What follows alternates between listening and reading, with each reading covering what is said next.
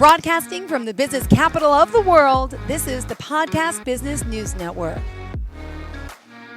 Welcome back to our show, and it's actually not my show. It's Teresa Rogerson's show, we also better known as Tree. I love her nickname Tree because she's, known as a designer from Ecology by Design, and that's what she does best. She's working with plants, landscapes, trees. I have to put that out there.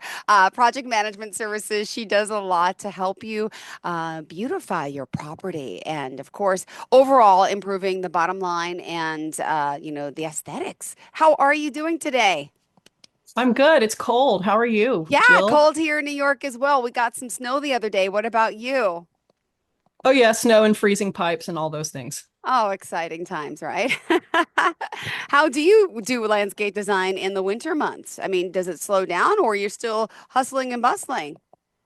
Well, it slows down over the holidays because people are with family and all of that. Mm-hmm. But wintertime is really the best time to design because we have this downtime. It's a good time to dream. And so people get together, or I get together with clients, and we plan for what's going to happen in the spring So this is your and busy summer. season. That's right. I didn't think I was thinking outside actually doing it. No, the thought Sure. behind it, the design process behind it, hence Eco by Design. That's ECOBYDESIGN.net. Correct? That's how we contact you? That's right. Beautiful. And for those new time listeners and viewers out there today, would you mind just giving a little overview about the work that you do? Sure, I do ecological landscape design, and what that means is I'm trying to reduce input. So I'm trying to reduce the cost. I'm trying to reduce the overall ecological cost, bring in the native plants for the region to create something beautiful, but also to solve problems in the easiest way, drop problems such as drainage and flooding. And some of us know more about that than others right now, and issues with just any drainage, mainly because water falls voluminously from the sky. And so letting it go to the right place in your property, but solving problems, but also just creating beautiful outdoor environments so that your not only is your bottom line increased, but when you walk out of your house, you're not your house doesn't stop there. Your home and the place that you live extends into your landscape, literally, and you can rub shoulders with nature without having to step on the ground. Thank you. It's beautiful to think about. Yeah, no matter what time of year, I just love looking out the window, dreaming of what could be, driving around, seeing what is and what could be. And this is the line of work that you're in, really beautifying the aesthetics of your property, whether it's personal, commercial. I know you have a lot of experience in this, and I know we've spoken before. For those that aren't aware, landscape design, something super, super important because I did it. I had friends who haven't done it, and guess what? They wish they did because they'd save themselves some money because they're doing it awkwardly. Well, they think cheaper by going piece by piece, but they should have invested in the overall goal of the plan, which is something I know you believe in too. Absolutely. Yeah, I mean, what I love to say is that landscape design is about everything, because if you think about life, everything we do is on the planet, whether we're just walking around or we're trying to go to our car to get something out of it. Everything we do, Yeah. we move on the landscape. If we put a building, it's in the landscape somehow, and it needs to be facing a certain way. So I kind of have, and even if we're just talking about flying a plane that's not on the land, but you have to land the plane, Ah, you got to have a good, you've got to have an airstrip that's facing the right way based on yeah. the environmental The winds and restriction. mhm.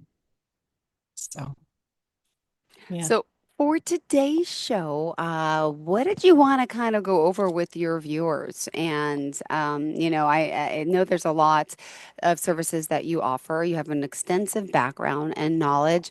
What area of focus did you kind of want to hone in on for us today? Yeah, I've been doing this for 25 years, and my original interest is more kind of public stuff to basically conserve natural areas. But I realized that I really love residential landscape design, and you can make such an impact kind of, it's the 1 yard at a time type thing. So today I'd like to talk about rain gardens, Oh, and what rain gardens is part of is the bigger picture of drainage and stormwater management. well, to be Um, honest, I'm not even familiar with the term or what this is. So there must be people out there like me listening saying, "Oh, what does she mean? What is a rain garden? Could you share?" sure. I mean, it has a nice ring to it, right? It's like, ooh, a Yeah. rain garden. What's that? I'm picturing like a waterfall down in Jamaica, but I don't know if that's what that is. It's not, but that's kind of what I thought when I first learned about them. Okay. Rain gardens are places that you create, that you dig a little bit, and I'll tell you more about how to create them, and plant plants that really want the rainwater that's falling. It's a passive way to deal with excessive water that is normally sheeting off of the land. Like, so you do them away from your house, you do Okay. them downhill of your foundation, and they are basically collection basins that then plants are planted into. The water fills the collection basin, and the plants are like, oh my gosh, thank you so much. And they suck that water up and they grow big and beautiful. And then you have a garden that is Mm-hmm. taking advantage of the drain water coming Oh. from whatever, from your gutters or just off the patio, off the, they use them publicly. And if you start looking, you'll probably see one like in the next couple of months, because you'll be like, oh, wait, is that what she's talking about? Yeah. In Uh-huh. commercial areas, because parking lots are huge expanses of impermeable material, right? So all that rainwater, that's just like a roof. A parking lot is huge, a Yeah. lot of them. So where does that water go? We think, oh, it goes into the drain. But yeah, I mean, a lot of times, like in suburbs and stuff like that, that rainwater sheets off and has to go somewhere. So you will start to see more and more collection basins with these reeds and rushes and plants coming out. And it's like, yeah, that's where it goes, because the plants love it. And those plants help metabolize toxins and whatnot that are in the water. And so it's a win-win, because they're beautiful, passive, they're not expensive. You do them once, and then you're good. Oh, I want to see some of the work. Is there pictures on the website that I could peek at too? Oh gosh, on Do you my have any on your project, end you can share? I don't I don't know if I have. Um, I don't It's okay. It's okay. It just actually I do have, I do, but let me think about that as we go. sure, sure, sure. Yeah, yeah. I'm looking at my projects list right now. I see. It's fun. But they're the thing about rain gardens is they're passive, and I like to concentrate more on solutions that don't require maintenance or upkeep. Okay, any garden's going to have a little bit of maintenance. Like Yes, we sometimes you talked got to about prune weeds the trees and back, pruning. uh, Yes.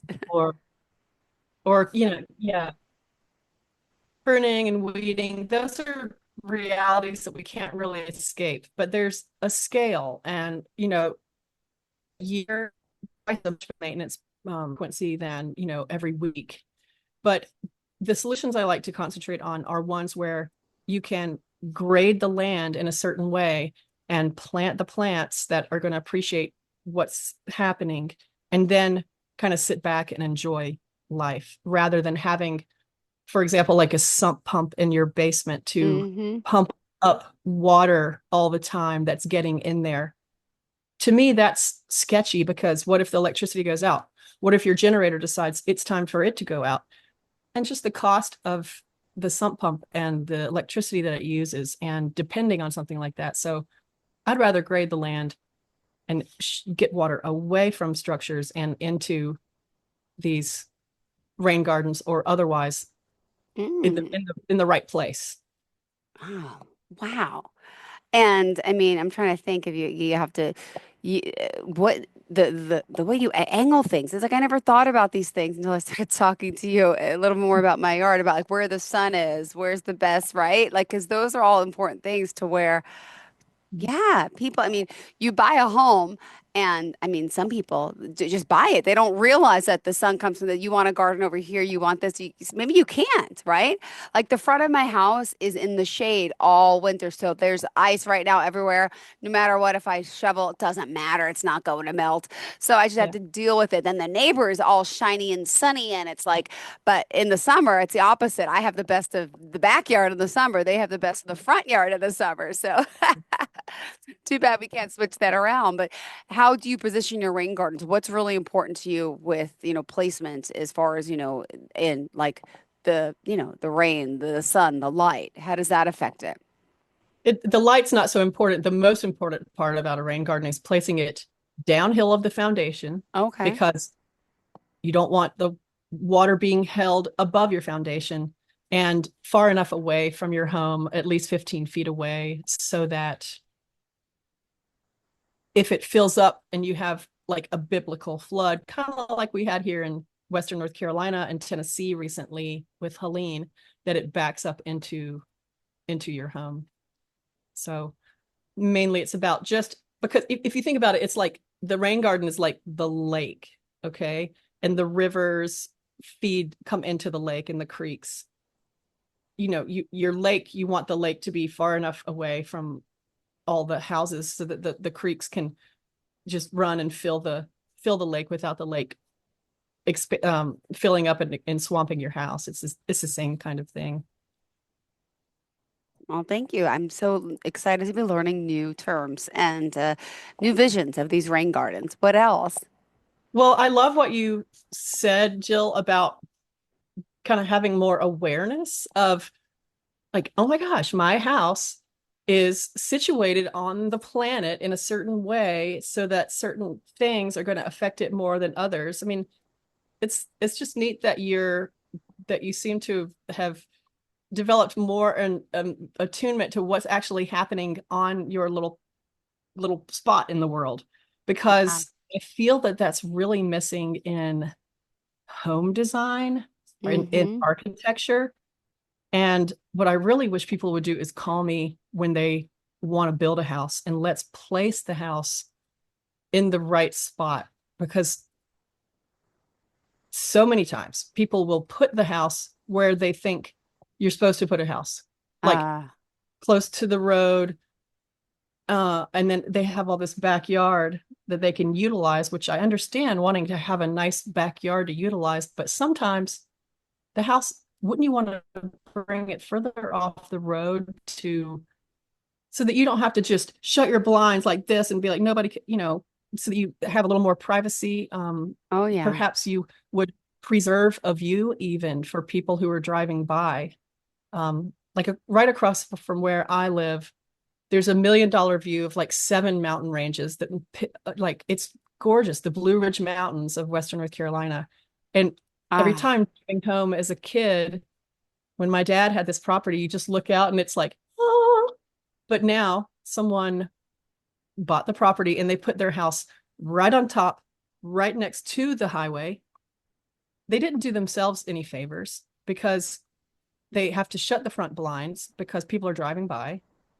And yeah.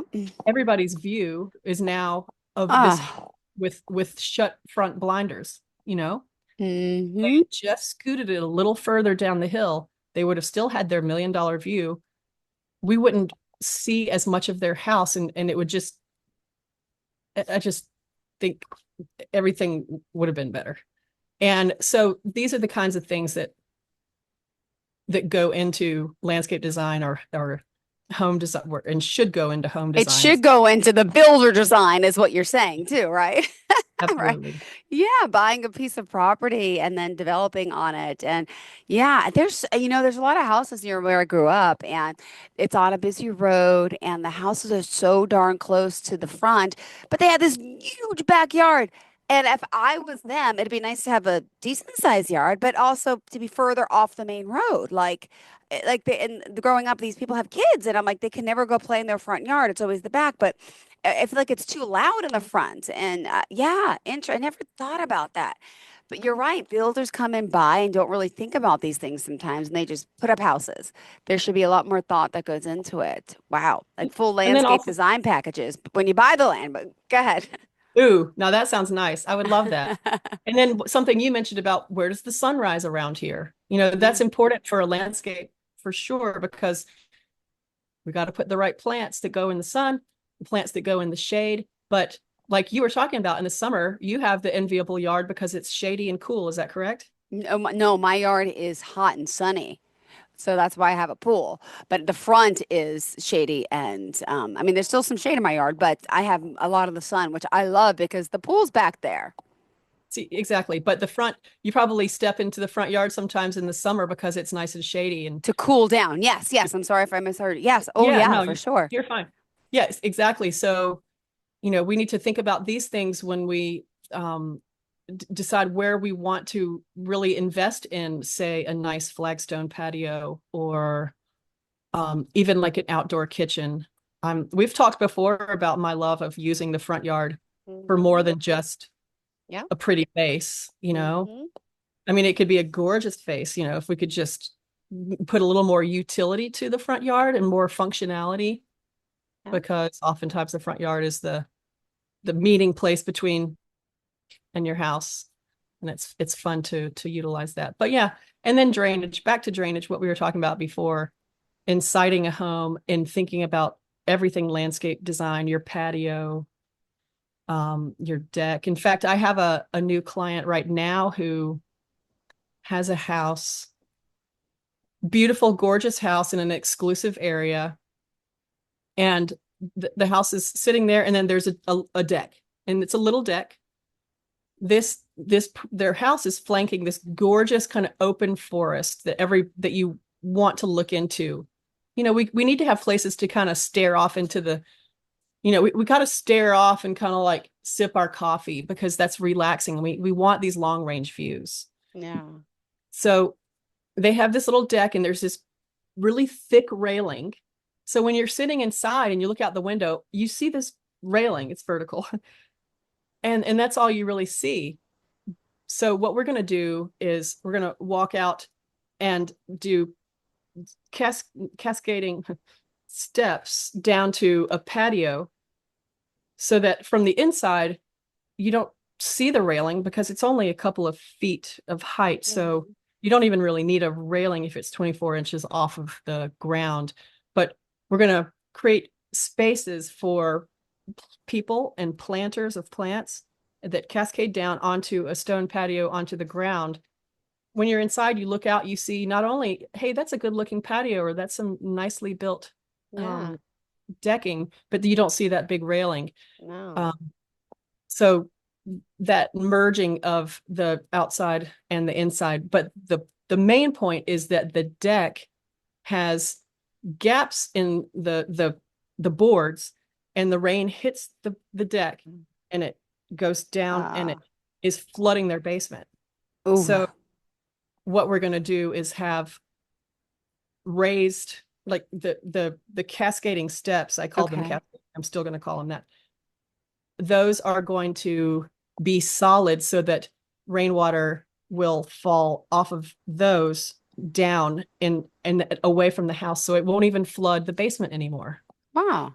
So we're going to Wow. take, because she's got all this sump pump stuff like I was talking about earlier, and like clean up and all this. I think they can keep their sump pump just as a backup, but they're not going to. This design will passively take the rainwater that's hitting and send it away from the house, which is always where it needs to go. Awesome. You're teaching me a lot here today, and I hope you all learning from our friend Tree. Remind us how we can reach out to you for more information. Well, you can find me on House, the kind of social media of everything home. That's Mm-hmm. my term for it. But so that website, or that address, is houzz.com/pro/tree. But Perfect. my website, which is hosted through them, is ecobydesign.net. So ECOBY design.net. And then I have a phone Beautiful. number too. And what is that? Phone number is 510-227-7804. And Oh, that's from the 20 years I spent in the Bay Area of California, Got it. working with, And well, that's the number I just called too when I didn't see you in the Zoom, but then yeah. you were in the Zoom, you said. But anyway, so I was like, oh, 510. I'm like, I thought it's North Carolina, but I guess we all have our numbers. Yep. You keep them, right? Oh yeah, I've got half of my heart is still in California. I spent 20 years in the Bay Area working with really amazing designer and architect, landscape architect, and I just cherish my time and my learning there. I learned fast and hard there. Well, So I'm bringing oh my gosh, the difference of landscapes from where you are now to there, right? And learning, yeah. right? Different materials because it's hotter weather. There's different plants. There's different, ooh. I didn't ever thought about that. You have to be multi-verse to like you got to know every region and what's available. That's a lot of work. It's like a veterinarian who has to learn not just one body like a doctor, right? You got to learn all these different species, all these Well, different. just yeah. I mean, but I grew up in North Carolina and I went to graduate school in Massachusetts. So the plants out here, I had those from birth, kind of. The Got it. California ones, they're actually more similar than you think. And what's exciting is that they're so many of them, because it was Central California, were very similar. So many of them are the same. They're just different species. And I love that. They're like cousins, West Coast, East Coast. Oh, So it wasn't as hard as you're saying, because just like a vet, they know like the basic systems of that animals have. But got it. yeah. Basic, but a little different. You got to learn. That's amazing. So hold on. Are we continuing life in North Carolina, or do you ever want to go back to California? Just curious on a personal level. Oh, you know it. I mean, like I said, half my heart is there. So I'm just Yeah. kind of, my branches spread wide. I love it. Her tree branch. I love this. All right. Still a few more minutes left. What else did you want to touch upon with the rain gardens, or did you want to add something else? Um, well, I guess what I would say is that when I was saying landscape design is about everything, people people come to me all the time. They're like, "Oh, you must love to garden. You're a landscape designer." And my answer to that is like, not really. It's not that like people think of landscape design and they think of pretty flowers and plants, and that is so true. I mean, that stuff is awesome. And I will scroll late into the evening looking at plants and looking at, like, oh wow, where can I find this plant or whatever. Plants are amazing. But the best part of landscape design for me is designing something that is super useful, that extends the value of your property financially. I mean, extends in other words, increases the bottom line, but also literally extends your living area. Um, Hmm. but also solves problems or prevents problems. Um, Yeah. and so pathways and patios and outdoor covered spaces, these things, it's really hard to put a value on them because they're amazing. Like if all of a sudden now if you have a pergola that has um like some polycarbonate clear cover with Ooh. grapes growing and Ah, hanging down for you to reach up and pluck and eat while you hang out talking to your family. There could even be a rainstorm going on and you're undercover, but you're outdoors. Just this is invaluable. The communing with nature and looking outside from your home to something beautiful, coming home from a long day and seeing something beautiful. These are all kind of intangible values. It's hard to put a dollar sign on, but so it's definitely a true love. But so much more, landscape design, so much more than just plants and flowers. no. They're kind of like the icing on the cake, really, but Beautiful. but so important. Of course. And let's just, unfortunately, we only have 2 more minutes left in the show. How did you want to kind of sum things up for today? And how do we contact you? We'll repeat that information. And again, remind everyone that you are in the 510 area code. Yeah. Yeah. Yeah, so I will work. One thing is I've had quite a life of a lot of travel, and I'm a like competitive wave ski surfer and all this. So I like to travel and go places, and just because I'm kind of rooted in the South and California, I cover every space in between, which is the entire country. So I love the opportunity when I've had friends call and say, "Hey, can you come to Wisconsin to help us with our landscape design?" Absolutely. So it's really fun to travel and design, and I am so down for doing that. Or someone in coastal Georgia, can you come over? Absolutely. Not Seattle, but White Salmon, Washington. So this is a passion that I can do kind of anywhere, and so I would love to hear what people's questions are, maybe for the next couple of episodes, Yeah, to wait, see and didn't you also work one of the reviews? I'm not sure if I read it though last time we spoke, but there was someone, were you working in London or Paris with someone? um Let me go to your website 'cause I remember. no, nothing out of country. Hold on. There was something on the. Let me go back to the reviews. By the way, go to her testimonials. I'm there now. ECOBYDESIGN.net. Correct. Mary, house user Teresa. Oh, it was Teresa was wonderful to work with as a London-based interior designer. I Yeah. knew I wanted something unique when we decided to create an outdoor patio at our vacation rental property in Virginia. Okay, but she's from London. Got it, got it, got it. But let me just Right. finish this one. We looked for her guidance to create something to take best advantage of our peninsula view, help to add structure to our large and largely unlandscaped grounds, sit beautifully in our hillside, and also offer an elegant and unique destination point, as well as great views. Teresa listened to what was important to me, delivered a thoughtful consultation, and created something uniquely beautiful that is such a wonderful departure from the standard paver patio that so many landscape designers are suggesting.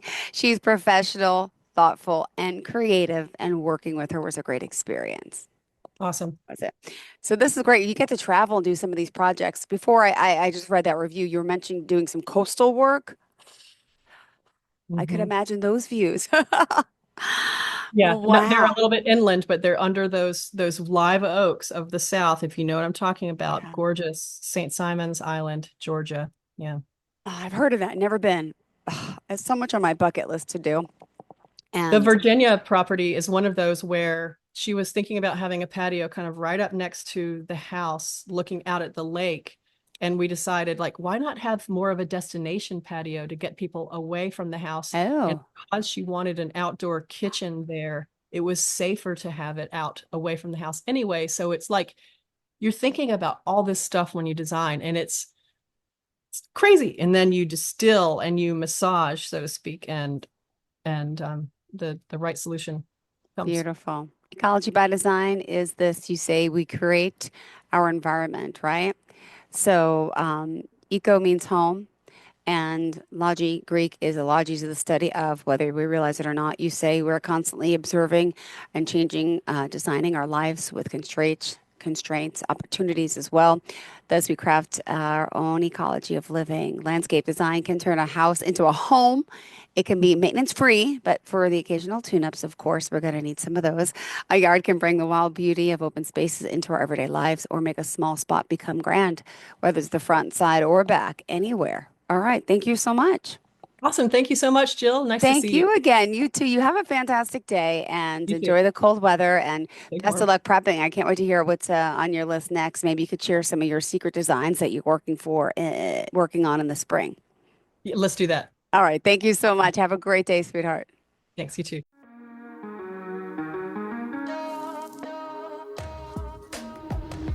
Broadcasting from the business capital of the world, this is the Podcast Business News Network.